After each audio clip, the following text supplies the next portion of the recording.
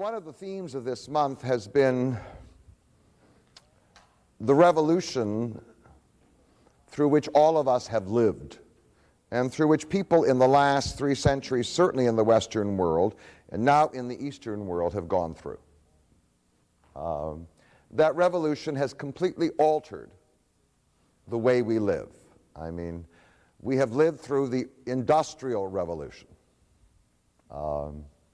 We have lived through the Urban Revolution. We have lived through what I call the Democracy Revolution, certainly over the last 200 years in the Western world. Former authoritarian governments have fallen and have in many cases been replaced by a new form of government called democracy, which in terms of human history is comparatively new. Many of these democracies failed for a while, some of them returned, but certainly throughout the world, democracy, despite its newness, is spreading. One of the revolutions is the personal freedom revolution.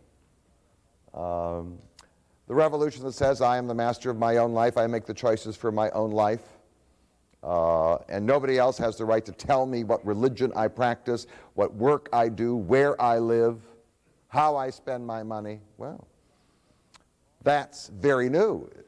It's an overwhelming revolution. All of them go together. I mean, it isn't that just one occurs. And then the science revolution, which completely undermined the old ways of thinking about the world and the universe and the way we discover truth. And then the affluence revolution, which gave us enough leisure time to reflect on where am I going, am I happy, the whole thing. And last week I talked about another revolution, or part of the revolution, which flowed from all of these. We live in a world of continuous change, in which old institutions collapse and new institutions are founded, in which old neighborhoods are abandoned and new neighborhoods are created within 10 years or 15, the whole thing. We call it the cult of youth. So one of the issues, of course, is how do we respond to all of these revolutions? And they happen simultaneously. And we in this room have experienced all of them. Well, one of the ways to respond to it, of course, is with enthusiasm. And there have been millions and millions and millions of people who have just loved the changes. Just love the changes. They love the new world, and they embrace it with all its power and with all its stress and with all its challenges. But there have been those people who have rejected it. They don't like it in any way, shape, and form. Certainly the most dramatic form of rejection that exists today in the world, and it's very, very powerful. It's a response to this force. It most likely doesn't have the power to prevail in the long run, but it's going to be around as a chronic disease for a long time, and that is religious fundamentalism. Right? They don't like these changes. I just saw a film last night, which I recommend to you. It's problematic. It doesn't have a happy ending, so I hesitate to recommend it. It's being shown right now at the Maple Theater. It's called Osama, and it's the story of life under the Taliban. So if you want to understand, certainly in terms of the Muslim world, what life was like before modern times, all right, all you have to do is go to this movie. There are parts of it that are almost unbearable. But it's a response. These people have totally and completely confronted with the changes, have rejected them. They don't want them. It isn't that they started out simply traditional. They have experienced the secular world, and they don't like it. They want to get rid of it. They don't like the revolution. Part of the response, of course, is not fundamentalist religion. It's what I would call Eastern religion or New Age religion, the fundamental goal of which is to relieve stress, because all of these changes produce all this stress. So people want to find ways that they can cope with the stress. Meditation, withdrawal, retreats, whatever it be. Or a magical world that is harmonious as opposed to the world that people are experiencing. But certainly, the way that huge numbers of people respond to the change is with ambivalence. So ambivalence means I go ahead and I move, but I'm always complaining. I go ahead and I move to the city, but I'm always complaining. I go ahead and change my job and get new training, and I'm always complaining. I don't like the change. I do it and don't like it. Sometimes I like it, sometimes I don't like it. Generally, that produces what I would call two cults that are prevalent today. One is the cult of pessimism. The cult of pessimism goes like this. We used to live in a wonderful world where everybody was very nice to everybody else. Everybody was kissy-kissy, lovey-lovey. That's the kind of world we lived in. Our doors were unlocked, and our neighbors were wonderful, and our childhood was magnificent. And however, things are getting worse. People who used to not be liars are now what? Liars. People who weren't cheats are now cheats. It's a terrible world of lying and violence, and morality has collapsed, and the whole thing. You hear that all the time. All you have to do is go to church. It's one long litany of complaints. And in fact, the world is going to the dogs. I mean, I sometimes hear from people who are my contemporaries, well, I'm certainly glad I'm not going to live through the 21st century. I want to live through the 21st century. I don't know. I'd love to if I had a chance. But the idea is, oh, it was much better in the past. Isn't it good that I'm not going to be around to experience all this turmoil and travail and the whole thing? Now, the other side of the cult of pessimism is nostalgia. And the opposite of the cult of youth is the cult of nostalgia. The cult of nostalgia tries to hang on to things in the past that remind people of the past and make all the change in the present seem more tolerable. And what I'm going to be talking about today is part of what I call the cult of nostalgia. Not the cult of youth, but the cult of nostalgia. Things not about the future, but things about the past, if only they're around. So let me talk about aspects of the cult of nostalgia. One of the aspects of the cult of nostalgia was, since we came out of a world that was pre-urban and pre-agricultural, wandering through the trees and the brooks and who knows what. It's called the cult of nature. If we can only get back to nature. Right? Just, if we can only get back to nature, everything will be wonderful. Now, what we forget is that one of the reasons why civilization emerged was that nature wasn't so terrific. And people wanted to improve on it. I mean, there were bugs and swamps and whatever else it was. And people wanted to improve on it. But now, and you get this all the time, what I need to do is just to get away, I have to go away to some place where there's just what? Nature. And that's part of what we call the cult of nostalgia, because nature is a reminder of our past, right? Of where we came from, of our evolutionary past. Part of it is called tradition. Today, in all religions, for instance, you often find that there is a return to tradition, not to traditional belief, because you can't reverse your beliefs. You can't tell yourself to believe something you don't believe. But you can do traditional things. So all you have to do is look at the Christian world or the Jewish world or the Muslim world. These aren't fundamentalists. These are simply people who decide to what? Become more traditional, because in this world of rapid change, doing something traditional makes you feel more rooted, more comfortable. And most people in a very, very busy world of change have time only for holidays. So in the Christian world, you have time for Easter and Christmas. And in the Jewish world, you have time for Passover and Hanukkah. All right. But what happens is these times give you comfort. Family comes together. You feel rooted. Reminder of what? Of the past, of tradition, and so forth. Because everything else is what? Is changing. I mean, you may be arranging all of these events through email. But they're still, in that respect, comforting. And then there are the institutions that suggest the path. Well, even the architecture of buildings. You know, when I travel through Grosse Pointe, I don't see a lot of contemporary architecture. There are a lot of colonial buildings. People build that way because building the way their ancestors built is what? Is comfort. In a world, I mean, they may fill it up with all the technology of the 21st century, but they want the architecture to suggest the past and ancestors and whatever it is.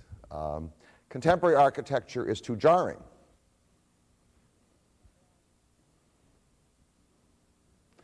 And we see that certainly in an institution that amazingly has survived all these revolutions. That institution is called having kings and queens. Now, let me talk about kings and queens. One of the reasons why fairy tales were always comforting was they always took us back into the what? Into the past, the world of the past. There are forests, deep forests, right? Deep forests. There are kings and queens and princes and the whole thing, right? We didn't have any kings or princes in my neighborhood, not that I knew of. But, so the root of kings and queens and monarchy lies in a world that no longer exists. There are three things that you need for the rise of a king.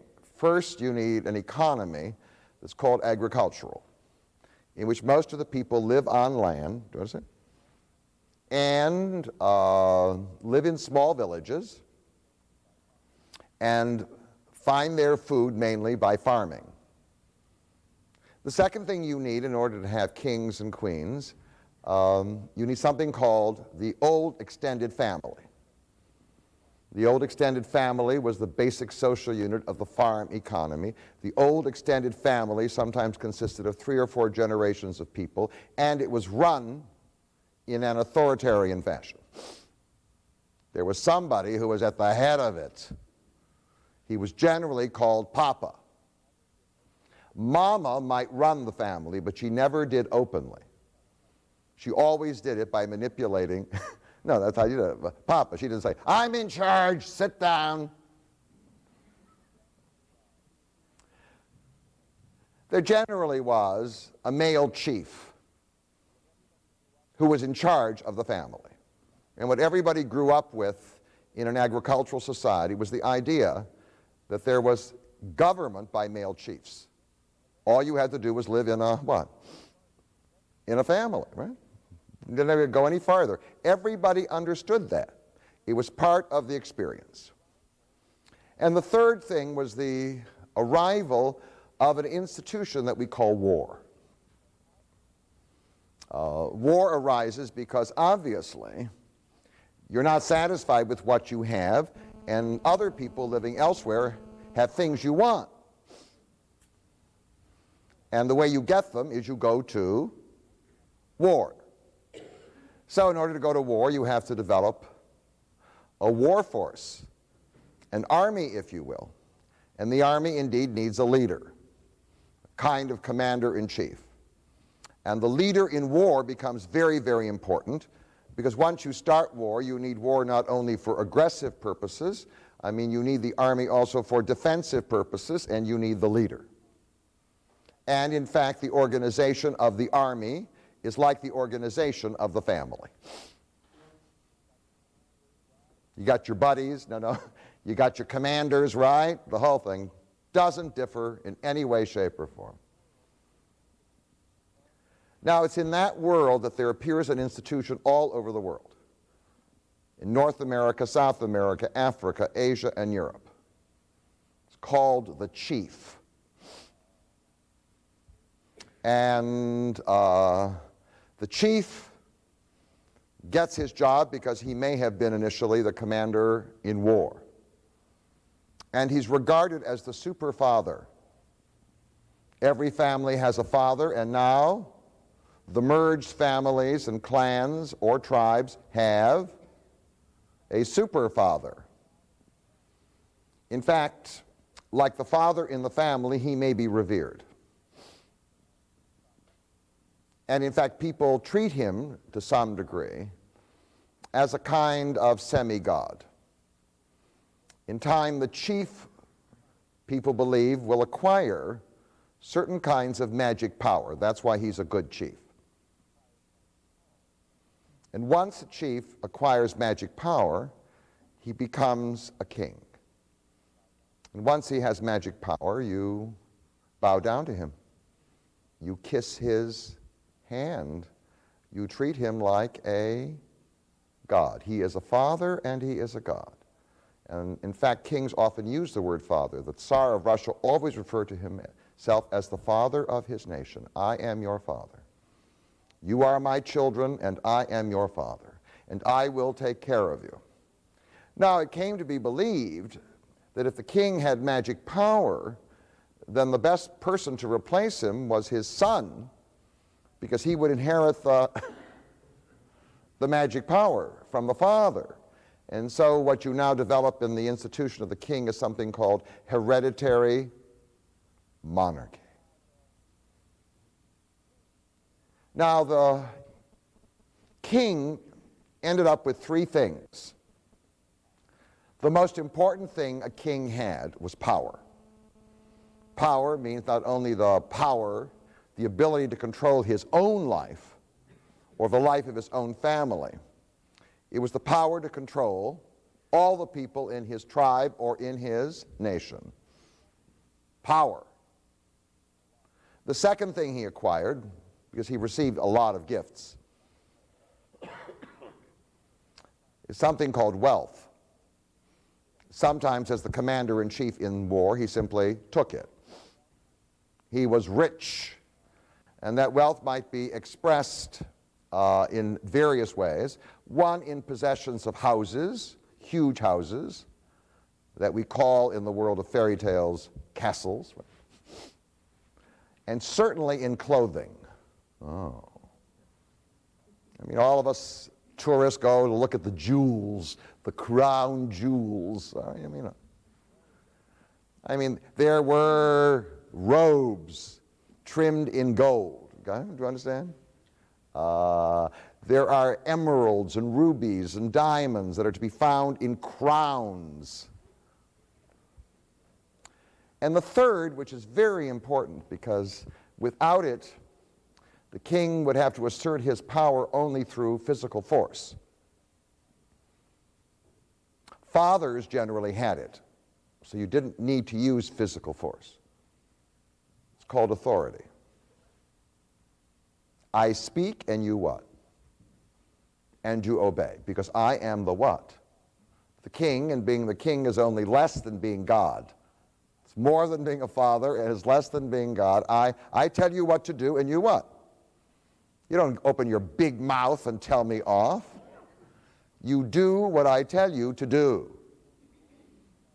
And for most of human history, in almost all the societies that we can see, there evolves this institution of monarchy. There are exceptions, but on the whole, it's there.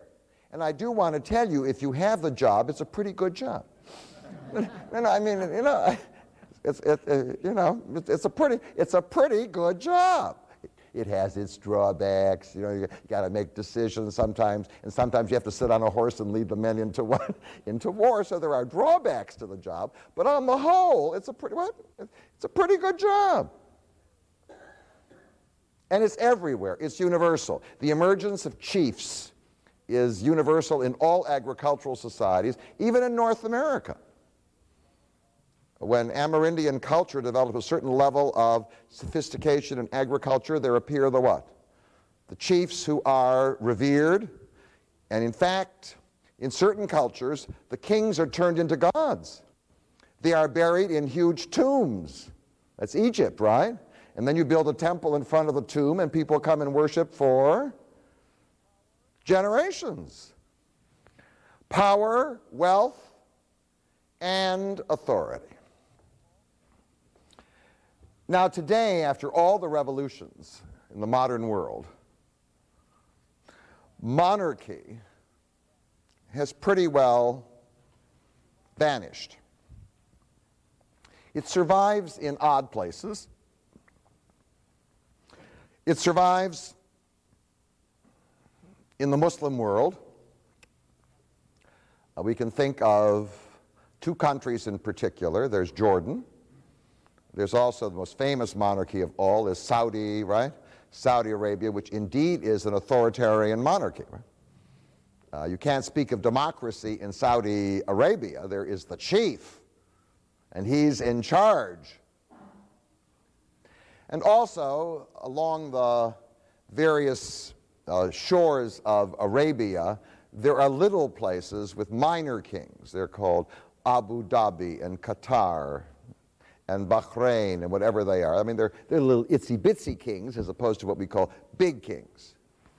What is interesting, however, is that monarchy has vanished through almost all the Muslim world. There's the king of Morocco. Algeria doesn't have a king anymore. Tunisia doesn't have one. Libya doesn't have one. Egypt doesn't, what? Remember Farouk? His weight in royalty. Anyway, for Egypt, I mean, they're gone. Iraq had a king. They're all gone. You can't find kings in Africa anymore. You would expect in a place that had what I would call the most primitive development of economy in terms of industrialization or urbanization, they're gone. And the last one that was around was the king of Ethiopia. And he disappeared somewhere in the 1970s. Remember Haile Selassie, the last, that's it, finished, gone. Monarchy, ironically, survives in the places you would least expect it, in the places that are most industrialized, most urbanized, most sophisticated. We have to investigate that. It survives in Japan. If you're talking about a nation that has been revolutionized by industrialization, right, urban, whatever, I mean, is it not Japan?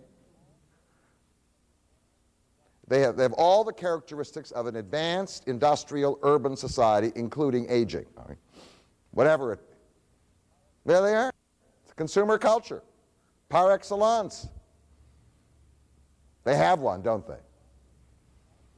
And the other place that monarchs seem to congregate, it's rather odd, is in Western Europe. Now, Western Europe is where the Industrial Revolution began, where the lifestyle has been the most sophisticated, right? I mean, in Southern Europe, they have a monarch in Spain, but most of them are clustered in the area of Europe that we regard as the most progressive.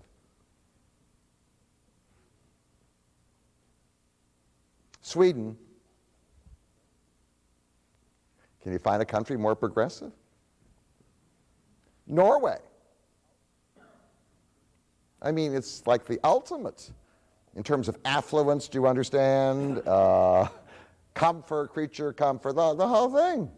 Denmark. the Netherlands, Holland. I mean, countries that have the most radical social policies, right? You can mention gay marriage in Holland, they go ho-hum. You mention Denmark, they go what? Ho-hum. You mention Sweden, they go what? Oh, it's most advanced. They don't even go to church. And Belgium. But certainly the most important one, the famous one, because if I ask you who is the king of Belgium, right. Or who is the present king of Norway? Mm-hmm. Who's the queen of England? Oh, well, I mean, there is nothing like the British. You understand? The British monarchy is, of all the surviving monarchies in the world, and there aren't many,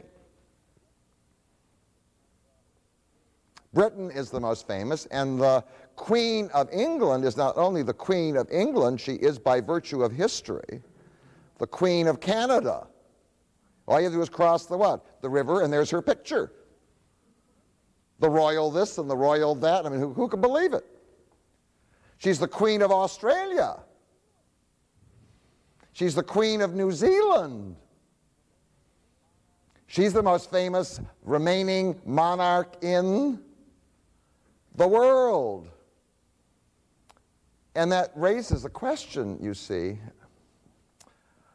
why did monarchy survive there in the least likely place, right? The most likely place would be one where the economy was totally agricultural and people were living with the old extended families and they didn't have kids running around with big mouths. I mean, it's a good question. Why? Well, first of all, I just want to point out to you all the monarchies that were overthrown that didn't make it. But before I do, let me tell you the story of this extraordinary monarchy, all right? Where most of them have disappeared, gone.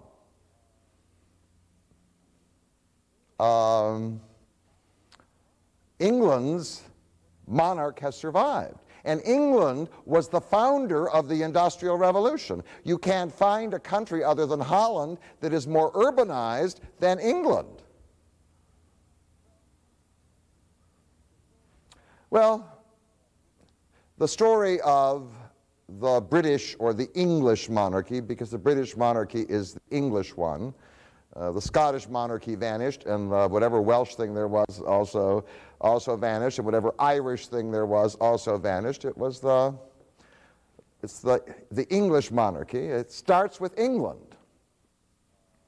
England started out as this nation on an island, a small nation on an island. It had an invasion by Germans who were called Anglo-Saxons. And they came over and they dumped on the people who were living there called the Britons. They fought for about 2 centuries, and then they divided up into small little units. But somewhere in the 8th and 9th century, they were brought together into a single kingdom of England. They were brought together because an invader came.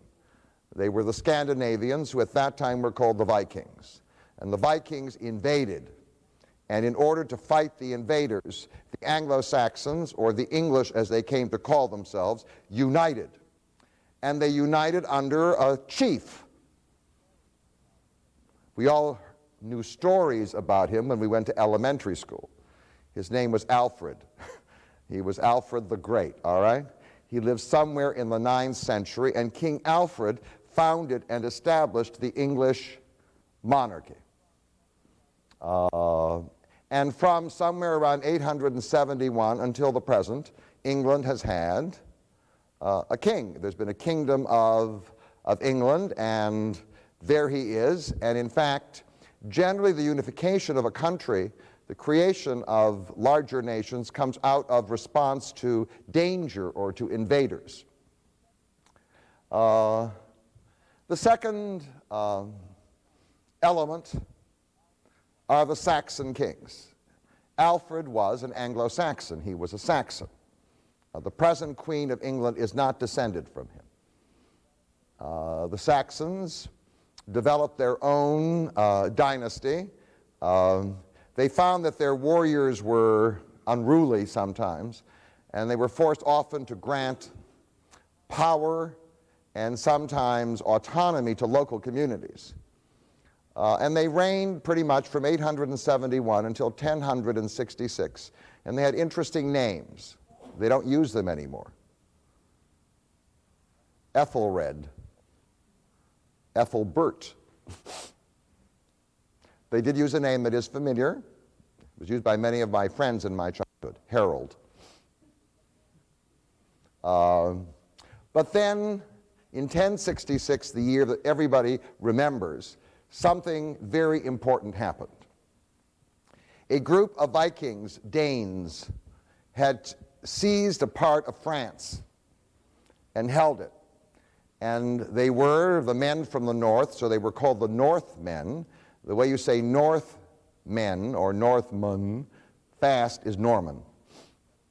So they were called the Normans, and where they settled down in northern France, where they had seized the area, it was called Normandy, and they spoke French with a Viking accent, which is called Norman, which is Norman French, and they were like Vikings. They were into conquering. They paid no attention to their supposed chief, the King of France. The Duke of Normandy ran things on his own. And in fact, one day he looked across the English Channel and he said, what? Oh, what a nice place to have. So in 1066, the Duke of Normandy, whose name was William, crossed the English Channel, and he met the Saxon king Harold. And at the battle, the name has a different connotation for me. At the Battle of Hastings, it's all in context. At the Battle of Hastings, because Hastings used to be a street where the Chrysler Expressway is in Detroit. All right. At the battle, the famous battle, this is a different Hastings, the original. At the Battle of Hastings in 1066, he defeated Harold, and the Saxon dynasty collapsed. I mean, there may be people in this room who are descended from the Saxon kings. If you'd like to identify yourself now, please do, because we will acknowledge you. I've never met any survivors of the old dynasty. William the Conqueror, as he came to be called, became the king. He was not only the Duke of Normandy, he was the King of England, and the language he spoke was not English. He never learned English. The language he spoke was French, and actually for 2.5 centuries, the language in the royal court of England was French. The Normans, it's the Norman dynasty, and the present Queen of England is descended from this Norman conqueror who showed up in 1066. Now, William meant business. He was an extraordinary king. He was like a corporate executive. He was what I would call an authoritarian CEO. And the sign of what he did was he first took a census of the whole people so he would know what they owned and what taxes they should pay. The census is in a famous book called the Doomsday Book. That's what it was for, tax records. The second thing he did was he built castles all over England and stationed Normans there so that the Saxons would obey him. He would intimidate them. The most famous castles that we know of, there are two. One is his castle in London, which had already developed into a major commercial center. It's called the Tower of London. That's a castle. And the other one, which is certainly the favorite weekend place for the royal family, when they find Buckingham Palace a little too tight, I don't know. They go to a place called Windsor, right? Windsor Castle. Windsor Castle is one of the oldest castles around. But everywhere you go, Norwich and Chester, wherever you go, there are what? These Norman castles. They were put there to intimidate the people. And Out of the Norman system also came a system of justice. His great-grandson ultimately developed a system of justice in England that we will call the common, right, the common law, whatever it be, but it's the king's justice. And wherever the king's authority was, there was a court. And in fact, while many things in Saxon law prevailed, the Normans sort of took over. What I'm pointing out was, he was a king not only with wealth and authority, he had great power. When you talk about William the Conqueror, you're talking about a real, you understand? I mean, a real king. Now, the English monarchy overreached. It went out to conquer because the Normans were on a roll. Once the Normans became the kings of England, they simply took the English with them on their roll. So let me mention where they went. In the 12th century, in the middle of the 12th century, Henry II crossed over into Ireland, and with his Norman soldiers, and he what? Took it. And in fact, from that point on, the Irish fell under the control of the English or the Normans. In those days, you had to make a distinction between the English and the Normans. The Normans ruled the English, but they conquered Ireland. And then, at the end of the 13th century, King Edward I took his army and he entered a redoubt where the remaining Britons, the Celts, who were the original inhabitants of England, conquered by the Saxons, had retreated to. It's a place called Wales that had resisted conquest for a long time, and he took Wales, and in fact he made his son the first Prince of Wales. I was trying to think of that as a bar mitzvah present. I mean, what can you give? Now, what can you give your child? No. I mean, do you understand the possibilities here? Okay, fine, all right.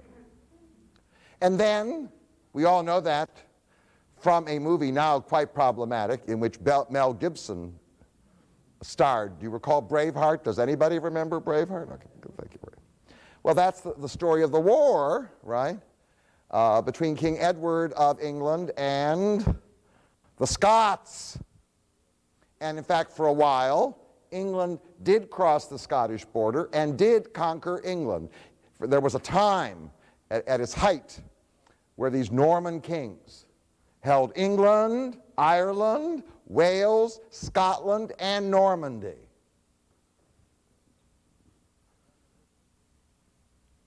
And then they overreached. How did they overreach? That's Laurence Olivier. One of the, if you will, of the Norman kings. His name is Henry the Fifth, but he's preceded by Edward III. Decide, and this really is what I would call nervy. The French king takes Normandy. And so in retaliation, now the Normans decide to invade France and to take France. All of France. We call it the 100 Years' War, and now the kings of England are at the height, do you understand, at the height of their power. It's a great job. If you can sit on a horse, do you understand, and go into battle, no, it's a great job. And now they cross the channel and they're into France and they fight for 100 years and they bite off more than they can chew. In the end, their invasion triggers a popular rebellion led by a woman called Joan of Arc. And the English are driven from France, completely from France, except for one little city called Calais, which is right across from Dover. Other than that, all out of France, devastated, and when they return, they're in such a bad mood that they fall into a civil war, which has two sides. one side has a symbol called the white rose, and the other side has a symbol called the red rose, and so it's called the War of the Roses. And now, in addition to having been kicked out of France and lost Scotland, they're killing each other. And they can't figure out who is going to be the king. So they reached the height and then collapsed, and they were rescued by another group of people.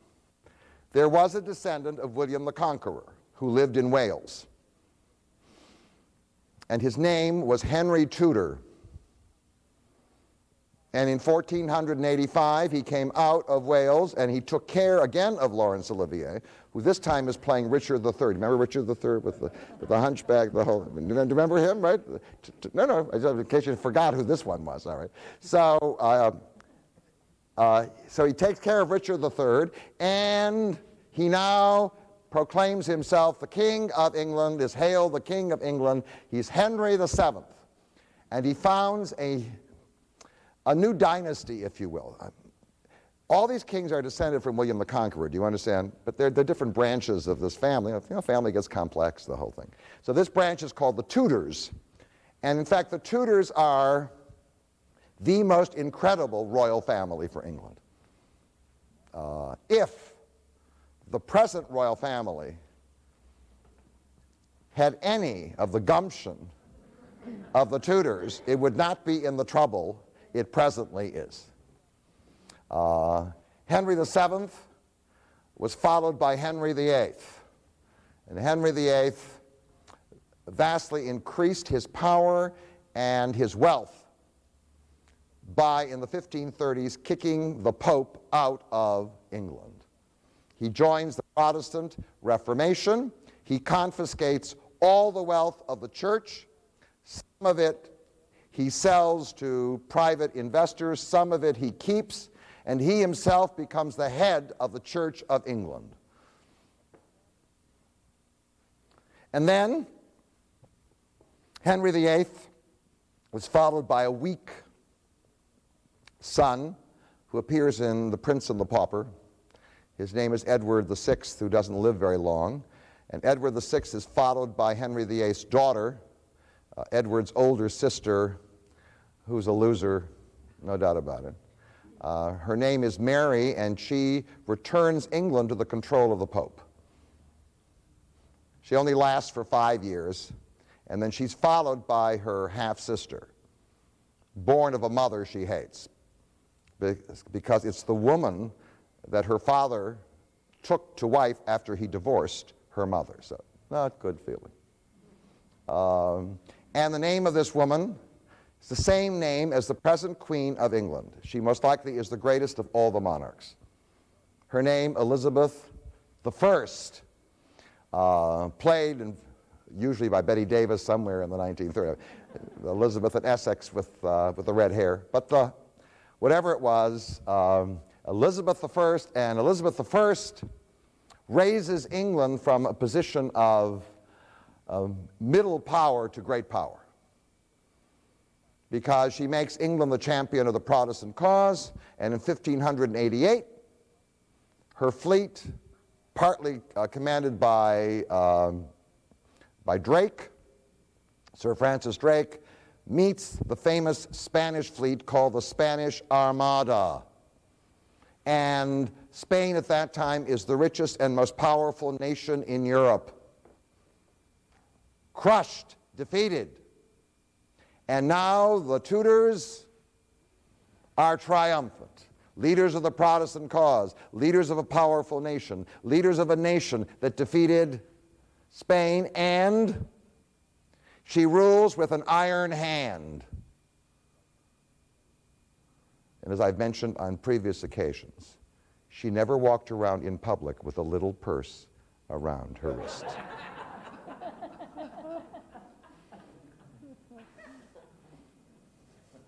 So she was the first Elizabeth, do you understand? And if we had the first Elizabeth around, whatever else, I mean, she most likely would not be satisfied with her present job description. Okay, whatever it is. She was in charge. She had power. Got it? Power. She had enormous wealth. And by the time she died in 1603, she had incredible authority. The word of the Queen, the command of the... Do you understand? A great job. And then the English monarchy confronted some very serious challenges. So I want to mention them to you because sometimes you think you're in charge and everything is okay, then what? That's life. Life is filled with surprises. All right. When Elizabeth died, since she had never married, she left no direct heir of her own to follow her. In fact, she was succeeded by somebody she didn't really like. One of her rivals for the throne who tried to kill her is somebody she killed. Her name, Mary, Queen of Scots.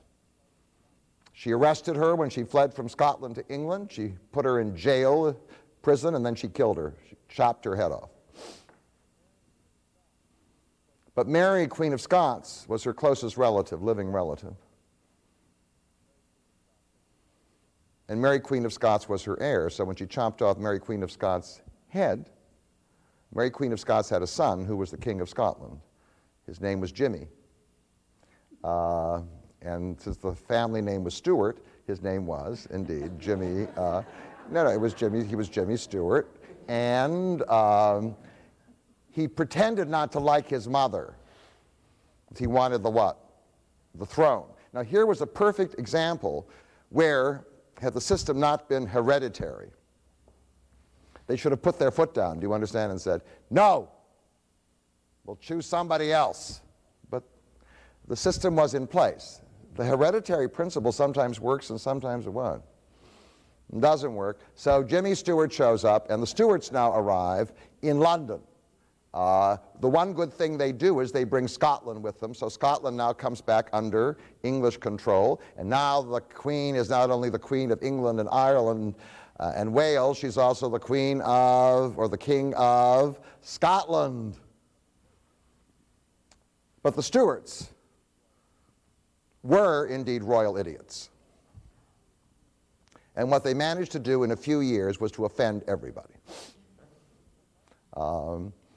One of the things that they needed to deal with was an argument within the Protestant world in England. On the one side, the side that the king was on, that side was Episcopalian. And they wanted services that were closer to what the Catholic Church had. On the other side were a group of people called Puritans. And the Puritans believed in getting rid of all the fancy stuff in the services. All they wanted was the Bible, reading the Bible. They were very close to what we would call the fundamentalists of today. Oh. But they also had another principle, which was very subversive. They believed that there should be no authority that lay between the individual Christian and God. Every individual Christian interprets the Bible according to his own light, given to him by God, and therefore there was something about the Puritan ideology that was anti-monarchy. Now, instead of making an accommodation with the Puritans, which Elizabeth did, the Stuarts opposed them.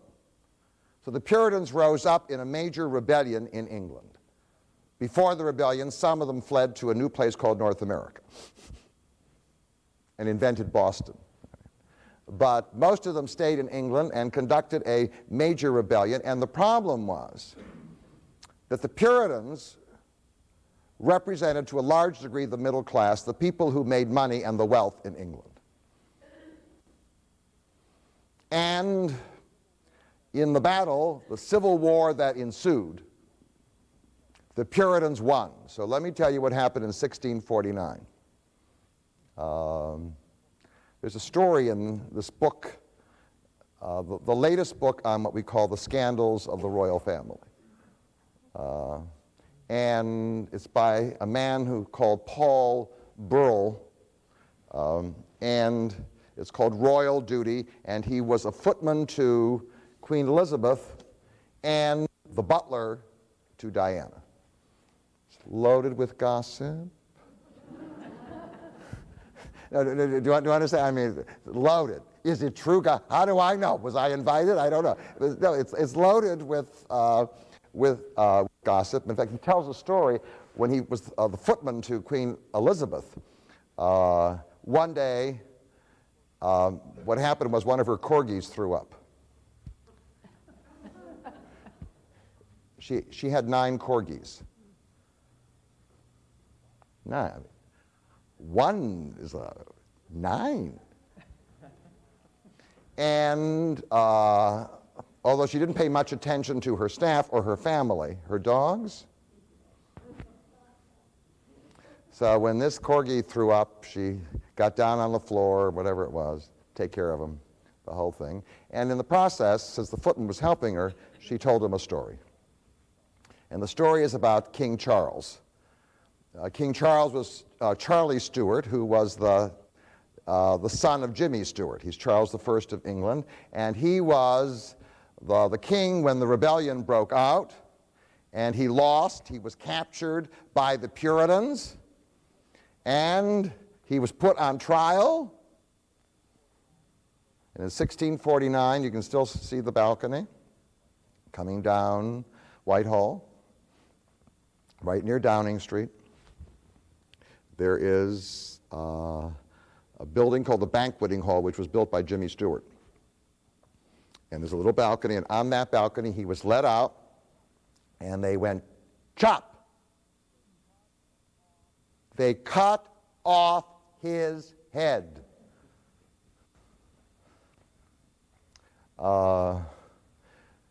Elizabeth II shared with the footman that indeed she had reopened the tomb of Charles I in order to put in there, somebody had kept his collarbone. When they chopped off his head, it flew out into the crowd, and somebody had kept his collarbone and returned it somehow to the Queen. I don't know how. It was like an old family treasure. They kept his collarbone. So she, being a dutiful queen, decided to open the coffin, put the collarbone in, and when she opened the coffin, she found that although he was sort of a skeleton, his beard somehow, his red beard had somehow survived. And what's interesting was she never knew it. She shared this with the footman. Interesting piece of gossip. They had sewn his head back onto his body. So these are the little tidbits about what goes on in what I call royal conversation between the Queen and her footman. Anyway, in 1649, it seemed to be the end. They cut off the what? The head of the king, the end of the monarchy. Actually, for 11 years, there was no king. General, the leader of the Puritans, his name was Oliver Cromwell, and he called himself the Great Protector. He was the dictator, but he didn't take the name king. And when he died, he left no plan for succession. And the English people weren't ready to live without a king because they hadn't entered into the industrial age, do you understand, the urban age, whatever else it is. So they brought back the son of Charlie Stuart, who's also called Charlie, Charles II, who was usually played in the movies by George Saunders with his Royal Spaniel. And you may remember there are 3 movies where he played Charles II, no doubt about it. And however, this family didn't know how to behave. What they proceeded to do was to enrage the English people, in particular Charlie's brother Jimmy II, decided to become a Catholic. That was it. So there was another rebellion, and this time Jimmy II is kicked out, and in fact his daughter, who says she doesn't like her father, is put into power, and she's married to the Stadtholder of Holland, whose name is William. And he becomes William III of England, and she becomes Mary II. So you have William and what? William and Mary. And now something's happened, though. By the end of the 17th century, something new has come to England. It's a new way of looking at things. The money economy is beginning. The manufacturing economy is developing. Urbanization is growing. The middle class is growing. And now there's an institution called the Parliament. And in 1689, the king and the queen are told that they are the king and the queen. But they're going to have to negotiate with the Parliament. Oh. The elected representatives of at least some of the people. Oh. Well, that goes on for a while. There are two stewards left, two daughters of Jimmy the Second, Mary and Anne. She dies in 1714. And then, using the hereditary principle, the closest relative is a Boer from Germany. He is the Elector of Hanover. His name is George. He's 54 years old. He doesn't speak a word of English. And he is the heir. And he has locked his wife up and abused her, and is leading a scandalous life, and is known in particular for his cruelty and meanness. He gets the job. The hereditary what? Principle, because he's descended in some way from Jimmy Stewart and from William the Conqueror and whatever else it is. So he comes to London, and in fact with him and his family, and by the way, he is the founder of the current house of the British monarchy. Because he came from Hanover, so the name of the family was the House of Hanover, changed in World War I when they couldn't use German titles anymore to the House of Windsor. And so George comes to London. He can't speak a word of English. So he has no way of controlling Parliament. Parliament's going to just take off. All he can do is choose somebody who speaks English to be his prime minister. So now a new job shows up. It's called prime minister. And after 20 or 30 years, the prime minister takes away from the king his power. In the end, his son learns English, and his great-grandson learns English, and then his great-grandson has decided to take the power back. We all know the great-grandson, called George the Idiot, otherwise known as George the Third. He decides he's going to take back the power by ignoring Parliament and punishing the American colonies for their insolence. We all know what happened. He lost the war, and when he lost the war, the confidence in the royal power collapses. He does not die until 1820. For a period of 40 years, he's in power, and he's ill. Anybody who saw The Madness of George III, the movie, knows what? He suffered from a disease which makes him crazy periodically.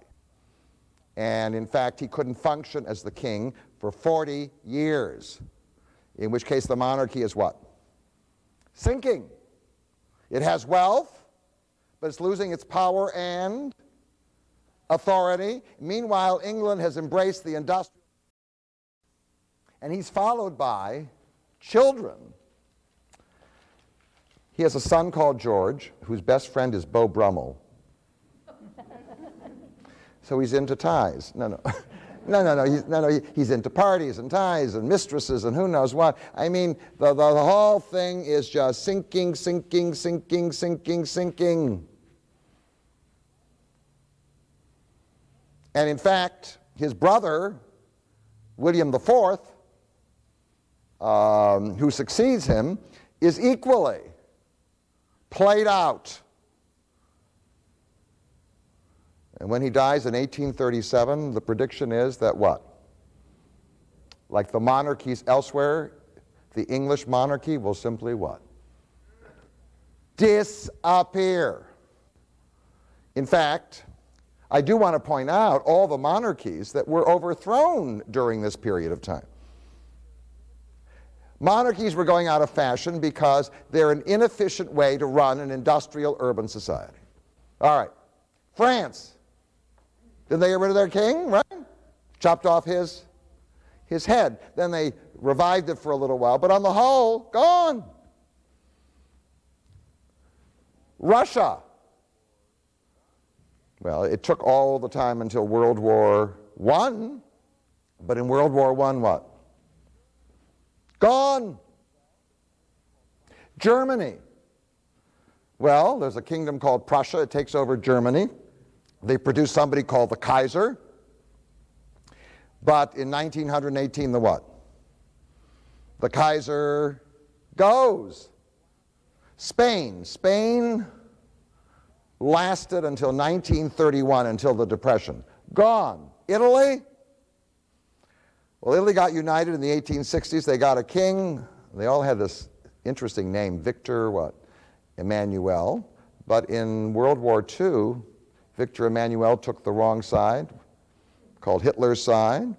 And in fact, after World War II, the Italian monarchy is gone. In the Balkans, they're all gone. Under communist conquest, right? Yugoslavia, what? Gone. Bulgaria, gone. Romania, gone. And even Greece, gone. And then on the other side of the world, or not even the other side of the world, right next door, there's a big empire called the Turkish or Ottoman Empire. And by 1924, gone. And then the greatest of them all, the Emperor of China, right? 1911, gone. So now the question arises. Why did England survive? It's the least likely place because, I mean, the Industrial Revolution, the Democratic Revolution, personal freedom. No. Why? So now let me give you an analysis. It's always been an intriguing question to me how this royal family survived. I could understand how it would survive in Central Asia. But how it survived in the founder of the Industrial Revolution? Well, the first reason was that the English kings ultimately consented to surrender their power. They don't have any power. Do you understand? When the queen or the king stands up before Parliament to deliver an address, the address has been written by the Prime Minister, who puts words in their mouth. They're simply what? Puppets voicing the sentiments of the Prime Minister. No power. And they consented to do that. The problem with all these other monarchs was they made a mistake. They could have kept their wealth and maybe some of their authority if they had chosen to surrender their power. Instead, they resisted. Isn't that what Louis XVI did, right? Marie and Louis, what a team. And Nicholas and Alexandra, almost to the end, they offered their what? Their resistance. So they offered their resistance, and therefore they were removed, usually in a violent revolution. The English kings quietly surrendered. After George III, it was very clear. You want to keep your job? The power belongs to the Parliament and the Prime Minister, okay? You can keep your job, you can keep your money, and people will still bow down to you. You just can't run things anymore. And they said yes. Very smart. Right. The second reason was that they encouraged the aristocracy to hobnob with and to marry the middle class. The king and the aristocracy had pedigree, the middle class had money. The best marriage. Pedigree and what? Pedigree and money. So instead of having what you had in France, where the aristocracy would have nothing at all to do with the middle class, the king and the aristocracy and the church over here, and the what? The middle class over there. In England, on the other hand, the aristocracy, which was attached to the king, gradually intermarried with rich people who had no pedigree and produced a kind of new aristocracy which enabled the monarchy to make friendly contact with the middle class. Remember, the middle class, the Puritans overthrew the monarchy. The third was that very early, because of the Industrial Revolution, the English ceased to be very religious. So there never arose in England a strong movement against the church. But in the other countries of Europe in particular, where religion was still strong, and where the church was often oppressive, there were very, very strong movements against the church, and people couldn't distinguish between the church and the king. So, in France, it was a rebellion against the what? The church and the king. In Spain, it was a rebellion against the church and the king. In Russia, it was a rebellion against the church and the king. In England, didn't exist. So there wasn't this very strong and powerful anti-clerical movement which existed elsewhere. But the most important thing that happened was that the kings stopped behaving like kings. So let me talk about the behavior of a king. So I am George II, who doesn't make it, whatever it is, and I'm the king. And what I do is I throw party after party after party after party. I got enough palaces, party. I have people come, there's gambling, sex, and I have dozens of mistresses. Well, the people who are now rising to power in your country are the middle class, and the middle class has now developed something called the work culture. Kings don't have the work culture. I mean, do you understand? It's the leisure culture gone crazy. So the work culture means you have to be disciplined. You have a family, do you understand? You have to train your children, you got to go to work, and the whole thing. Now, normally, in these situations, the middle class looked at the monarchy and said, oh, disgusting, scandalous, outrageous, parasites. Now, the person who changed that was a 19-year-old princess who became the queen in 1837, or 18-year-old. Her name was Victoria. And Victoria's problem was she hated exercise. And it was noted already when she was 19 or 20 that she was getting fat. That she couldn't, every time she tried exercise, she tried walking, she would get weary. But she liked to eat.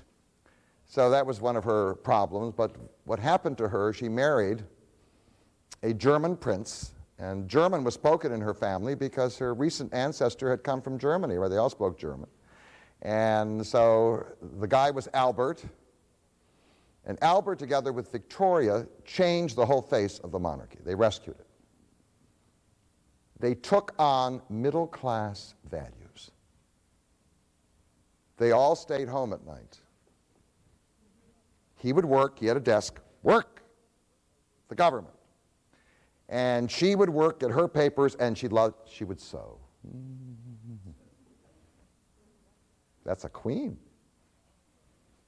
Next thing was their family. She had lots of children, and they spent their time with their kids. All their time with their what? With their kids. And third, she went to church all the time. religion was very important, and she was very religious and very, in her own way, pious. And in addition to all that, the way she dressed, Victoria didn't walk out like her uncle, George IV, with Beau Brummel. You know, the fancy tie and the whole. No, she had a little shawl bonnet and a shawl, and it was all middle class. So middle class England could look at the monarchy and say, what nice, hardworking, do you understand, responsible people, just like my Aunt Sadie or whatever. I don't know who it is, but I mean, no, but Victoria and Albert totally changed the face of the monarchy. And they made themselves middle class. They made themselves acceptable to the middle class by their behavior. Had that not happened, had Victoria continued to behave like her uncles, the monarchy would have been finished in 10 years. Over. So it survived. And at the center of it was this woman whose statue now appeared all over this British Empire that is growing. It is called Queen Victoria. So the monarchy survives in England, the least likely place, where it fails almost everywhere else. Now there's one other reason why it survived. I think it's very important. England underwent such radical change because of the Industrial Revolution and urbanization that one of the things people needed to reassure them was that there was something out of the past, do you understand? Something that was still there. And the most visible symbol of the past, of the roots, is the cult of nostalgia, was the monarchy. One of the reasons why monarchies survived in northwestern Europe, a place you would think monarchies would have disappeared long ago, was that monarchies serve as, do you understand, reminders. In a world of great change, they are reminders of the. You can overthrow the king in Libya. You don't need another reminder of the past. Just living in Libya, do you understand, you're surrounded by the past. But in a fast-changing culture, it's one of the reasons why fairy tales still are so appealing to us. We like to read about the world of what kings and queens and princes because we no longer live in that world. In some way, it's a reminder of the past. It is the cult of nostalgia, and that is why it survived in the other countries. Sweden. The Swedes? What do they need a king for?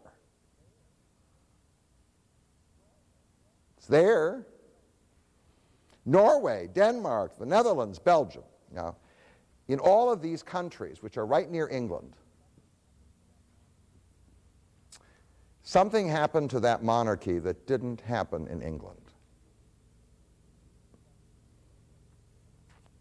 It was desplendorized. Let me explain. The crown prince in Denmark, do you understand? The Danish prince or the Danish queen or whatever it is. They have wealth, but they don't have enormous wealth. And they don't live in great formality and great splendor. If you want to meet the King of Belgium, he most likely is walking down the street in Brussels. And the same thing in Holland, and to a large degree the same thing in Sweden and Denmark and Norway. So if their power was a provocation, that's gone. And their wealth is not flaunted. So the accusation that they're useless, spending a lot of what? Of money, public money. This is a very expensive institution. Doesn't exist in those countries. What is interesting about England, which makes it absolutely unique, is not only that the monarchy survived in such an environment, but it survived with enormous, visible wealth and splendor. There is Buckingham Palace, and then there is Windsor Castle, and then at Christmas time off to Sandringham, and then in the summer up to up to Balmoral, and then there is the yacht called the Britannia. The King of Sweden, I mean, they don't do that over there. So what is interesting about the English monarchy, which provides the challenge, the other monarchies that survived in northwestern Europe all managed to desplendorize themselves. The one that didn't manage to do that was the English monarchy, the British monarchy, which made it, once we got to the 1960s, a highly problematic monarchy. So now you got my question. My question is, can it survive? All right? Can it still survive? Because I'm going to tell you now some stories after the break that will challenge the possibility that maybe it can. So, please come back in 5 minutes and I will finish the story. This institution has survived in the age of the cult of youth. I call it the cult of nostalgia. But the English monarchy has problems that the other monarchies in northwestern Europe do not have. And let me just start out in terms of the provocations in England that this monarchy presently poses. All right. And this goes all the way back to the beginning of the 20th century. One is the new mood of egalitarianism. By the way, if you encounter the King of Norway, you put out your hand and shake his hand. If you encounter the Queen of England, it's what?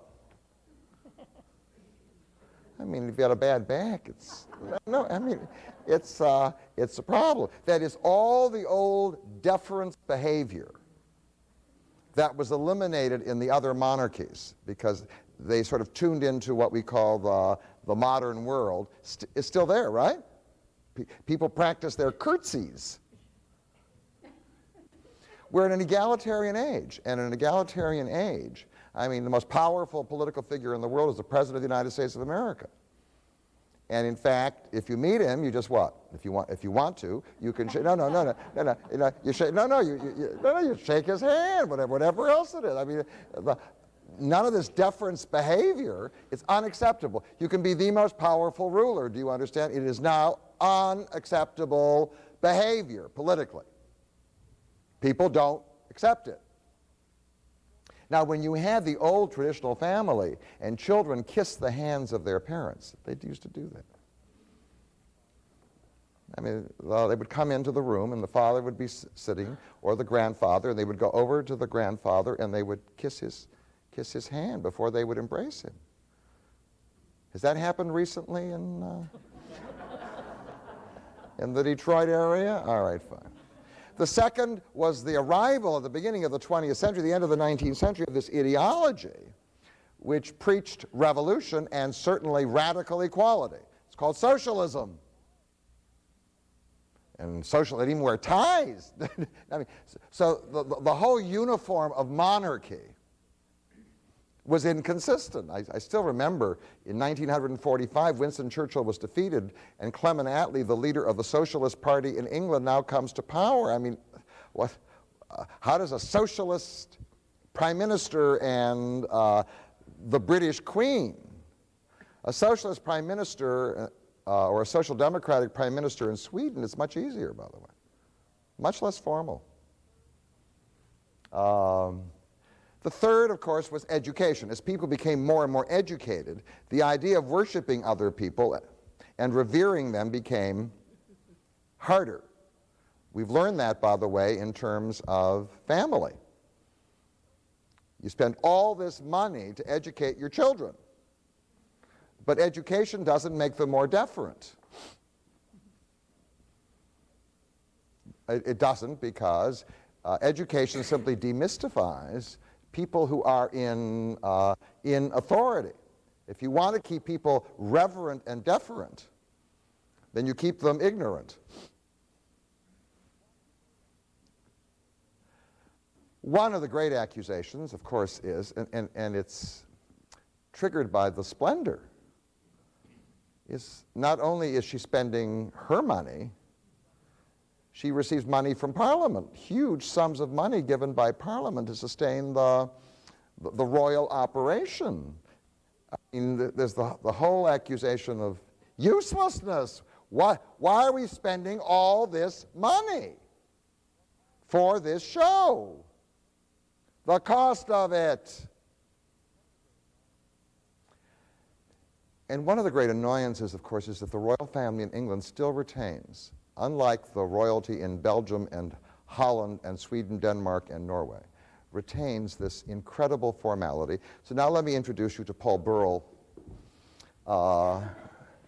and his experiences in Buckingham Palace. I never had this experience because I wasn't invited to participate in anything at Buckingham Palace, and I'm not resentful, although I've been a good tourist in England, quite frankly. All right. So here, let me just start this thing, page 19. I could not believe the regal sight before me. The Queen, who was in deep concentration in her sitting room at Buckingham Palace, looked up and caught me staring, smiling. She stopped what she was doing. "Why are you smiling, Paul?" she inquired, a hint of amusement in her voice. "If you could only see what I can see, Your Majesty." We both grinned broadly. It was late at night, not long before bedtime, and there she sat in a smart silk dress in her chair at the desk near the window. She was wearing the imperial state crown and her pink mule slippers. Okay. Do you have the picture? No, I just, okay, good. Now, working in the household. A bewildering collection of job titles from the 18th century covered a multitude of household jobs. Master of the household and palace steward, page of the presence, page of the backstairs, page of the chambers, mistress of the robes, who had to be a duchess, woman of the bedchamber, and ladies in waiting, yeoman of the silver, none of this happens in Stockholm, yeoman of the silver pantry, yeoman of glass and china, equerries in waiting, not to mention the keeper of the privy purse and the gentleman usher to the sword of state. Buckingham Palace is run by an organization called the Royal Household, headed by the Lord Chamberlain. Beneath him is a family tree of 6 offices: private secretary's office, privy purse and treasurer's office, Lord Chamberlain, I mean the whole. And then there were procedures, the rules, protocols, and traditions. For the first year, I carried a pocket notebook to jot down the names and titles of colleagues and superiors, log the shortcuts to different, I mean, the complexity, all of this ritual, absolutely and totally unnecessary. The most powerful CEO in the most powerful corporation wouldn't what? Wouldn't have this stuff. And when it came to snobbery, I found there were more noses stuck in the air in the royal household than the royal family. The dining room you sat in as the help, there was the lowest help, the lower help, the not so low help, and each one had a what? It was like a boat, and each one had a separate dining room, and the way you had to defer to anybody up the scale. So it's this class structure which survives in England, and which is expressed by the monarchy, that is sometimes very infuriating to some English people, to young English people. They got rid of it in Holland and Belgium and Sweden and Denmark and Norway. They have not gotten rid of it. In England, it survives with all its complexity. If you're looking at it on TV, it looks wonderful, maybe. If you have to live with it, it's intolerable. And then, in 1956, Britain gets the final blow to indicate that it is no longer a great power. Eisenhower expels it from Suez in 1956. Anthony Eden resigns, and now England is a second-rate power. America's in charge. And it didn't take very long for something else to happen in England. What followed in England, of course, was the New England, the New Britain. In the early 1960s, there appear a group of people called the Beatles. And the Beatles totally changed the image of England. Could you imagine the Beatles arriving in Buckingham Palace to perform? I mean, the whole thing about the Beatles is irreverent, right? You're into a kind of music you would never, I mean, maybe you would have a little Handel, whatever, but the Beatles? Everything about the Beatles and their audience doesn't even suggest the old England of deference. It's a revolution in the style by which English people behave. And now English people, you know, rock and roll and whatever they do and rap, and now they dance in the same way, and now they scream, and now they're rowdy in public, and they just changed the whole image of England. So, in fact, England has developed the beginnings of an egalitarian culture, which stands totally in opposition to what's going on at this court in Buckingham Palace. If you stand outside Buckingham Palace and watch the people of London walk by and their costumes, the building and the what? And the people they don't go together. The New England, of course, is an England of high individualism, egalitarianism, and high expectations. So now there's incredible resentment over large sums of money spent on splendor that absolutely makes no sense. All this pageantry. And to add to it are two things. One, there are thousands and thousands of foreigners moving into to England, right? They have no attachment to the monarchy. Many of them are from other parts of Europe. England is now part of the European Union. Although it keeps fighting it, it will in a short time embrace the euro. And so when you're European, the British monarchy becomes less significant. And the most important thing of all, in the 19th century, I cannot tell you what was going on in Victoria's family. She had hot and cold. But nobody heard about it. Because there was, at that time, newspapers had come into existence, there was a press. Nobody would dare write about what was going on. Victoria and Albert looked what? Respectably middle class. Their kid, Bertie, who became Edward VII, I mean, he was in hot water all the time. He never went to school because Victoria didn't believe that future kings should have a school education. So his life was one long party. And he misbehaved on a continuous basis. Did the press dwell on all his misbehavior? On occasion they did. But the idea that the media could penetrate into the royal family and expose and photograph, you understand, and talk about its every movement was inconceivable because there existed. The power was gone, but there was some level of authority still there, and therefore people had a certain level of reverence, right? Now, every time I go to Buckingham Palace, I think I see a reporter hanging with like a camera. There is nothing they can do. They can be in the bathroom, going into the shower. There is somebody trying to photograph them. So now the behavior of the royal family is totally exposed.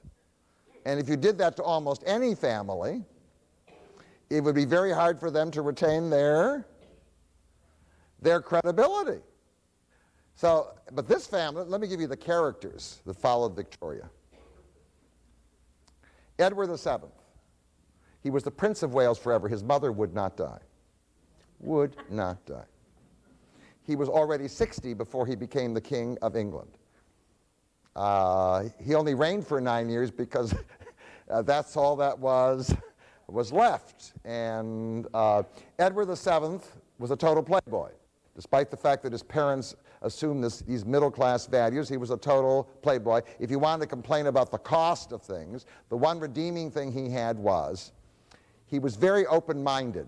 I mean, he could meet people from all classes, and he was very friendly. He wasn't snooty, snobby, and he really liked people.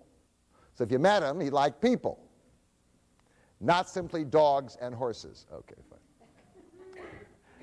Edward VII is followed by, and he had the most gorgeous queen in all the world, the Danish princess Alex, or Alexandra. She was the most beautiful monarch in the world, and she certainly added to the survival of the monarchy. He's followed by his son, George V, whom I remember. He had a little beard, looked like the Nicholas II of Russia, and if you investigated his life, his early life, he had mistresses and he was playing around, but he was rescued by his wife. His wife was first engaged to his brother who died, and then they married her off to him. You may remember her. She was taller than he was, statuesque. She was a German princess, Mary of Teck, although she was raised in England. And she embodied all the values that Victoria would have been proud of. Do you remember her with the pearls and the whole thing? Oh, Queen Mary. We have a new boat, right? They keep making boats in her memory. And she was the symbol of what we call staunch respectability, and that's exactly what the royal house needed. And despite her husband, she was the power, the image. All right. Well, George V is followed by his son, the later Duke of Windsor, Edward VIII, who falls in love with a twice-divorced American woman from Baltimore, Wallie Simpson. Okay, so it's one thing, by the way, to fall in love with a commoner. It's another thing when you get opposition to abdicate your throne. I mean, the sense of public service, do you understand? To abdicate your throne. You say, oh, he abdicated for the woman he loved, the whole thing. It was all very problematic. It did not add to what I would call the prestige of the royal house. In fact, the royal house was in trouble in 1936. And then, when he abdicated in December of 1936, he was followed by his brother, Albert, who took the reigning name George. And he was married to Elizabeth Bowes Lyon of an impeccable aristocratic family, who just died recently, the Queen Mother. And he had a problem speaking publicly. He stuttered, but what rescued the family was very clear. It was World War II. You remember them? There was the king, and there was the queen visiting the hospitals, and there was the daughter Elizabeth visiting the hospitals, and there was Margaret visiting the hospitals. And the war, do you understand, elevated the prestige of the family. It helped to rescue them. They now appeared to be workers. And then George VI dies in 1952 and is followed by Elizabeth II, who, taking no lessons from Elizabeth I, does not dress with authority. I mean, it's hard for me to interpret her costumes. Is she supposed to be a respectable middle-class housewife? Well, the clothing is a little too expensive. Is she supposed to be a person with strong authority? The clothing is too middle class. Do you understand? There's no satisfactory presentation of the whole thing, but she's burdened by this family who will be pursued by the media. She's got a husband, Philip, who always loses his temper and says the wrong thing. He goes to visit English students in Beijing, and he says, if you stay here long enough, you'll get slitty-eyed. And it's a typical Prince Philip. He's just a winner. A winner, winner, winner. I mean, is he handsome? Nice, right. And then she's got her sister Margaret. Does she have problems? Yes. Does everybody have problems? Everybody's got problems. The point is, Margaret gets married, and then divorced, and then she can't find herself, and she can't find herself at the public expense or at the family expense or whatever else it is. Scandalous, well, semi-scandalous. And then the 4 children. Charles, well, Charles doesn't get his sexual awakening until he's 30, which is fine. He's looking, whatever else it is. He has a kind of dour expression. Their smiles do not come readily to his face or to his mother's, or to Prince Philip's. Not like Edward VII. And then there's Anne. Anne prefers dogs to people. There's no doubt about it. The Queen, obviously, if you read the stories in the Burrell book, I mean, this endless concern about her corgis, I cannot tell you. The poverty in London, do you understand? The distress in the empire, whatever else it is, it's no concern. I mean, give her a corgi and she'll respond. Give her a person, it's problematic. Okay, fine. And a horse she loves horses. The only time she livens up, gets very excited, is when she's watching a horse race and when she's dealing with her dogs. Otherwise, there is no major excitement. And, well, her dog mauls a child. And her main concern is saving the dog. And then, in addition, kills one of the Queen's corgis. This is a great family.